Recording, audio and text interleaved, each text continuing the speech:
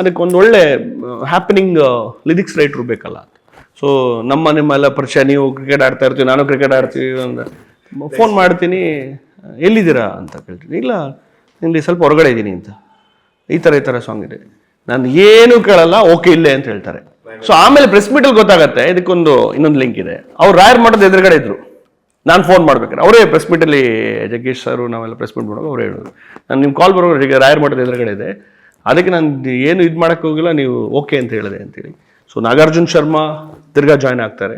So ಇನ್ನು ನಾವು singers ಆಮೇಲೆ ಡಿಸೈಡ್ ಮಾಡೋಣ, ಬಾಕಿದೆಲ್ಲ ಆಮೇಲೆ ಡಿಸೈಡ್ ಮಾಡೋಣ, ಕ್ಯಾಮ್ರಾ ಆಗಿರ್ಬೋದು, ಯೂನಿಟ್ ಆಗಿ ಡಿಸೈಡ್ ಮಾಡೋಣ, ಅದನ್ನೆಲ್ಲ ಒಂದು PPT ರೆಡಿ ಮಾಡ್ಕೊಂಡು ಹೋಗ್ತೀನಿ ಗುರುಗಳ ಹತ್ರ.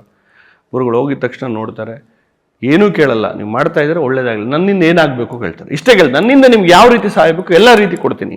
ಸೊ ಏನು ಬೇಡ ಗುರುಗಳೇ, ನಿಮ್ದೊಂದು 2 ದಿವಸ ನನಗೆ ಶೂಟಿಂಗ್ಗೆ ನನ್ನನ್ನೇನು ಮಾಡ್ತೀರಾ ನೀವು, ಮಠ ಅದು ಇದು ಅಲ್ಲದೆ, ಇಲ್ಲ ಗುರುಗಳು ಅದನ್ನೇ ಎಲ್ಲದರಲ್ಲೂ ಬರ್ತಾ ಇರುತ್ತೆ, ನಾವೇನೋ ಸ್ವಲ್ಪ ಡಿಫ್ರೆಂಟಾಗಿ ತೋರಿಸೋಣ ಅಂತ. ಓಕೆ ನಾನು ನಿಮ್ಗೆ 2 ದಿವಸ ಕೊಡ್ತೀನಿ ಹೇಳ್ತಾರೆ. ಇಮಿಡಿಯೇಟ್ಲಿ ಅಫಿಷಿಯಲಿ ಲೆಟರು, ಒಂದು 15 ಡೇಸಲ್ಲಿ ಅಫಿಷಿಯಲ್ ಲೆಟ್ರುಗಳು ಬರುತ್ತೆ.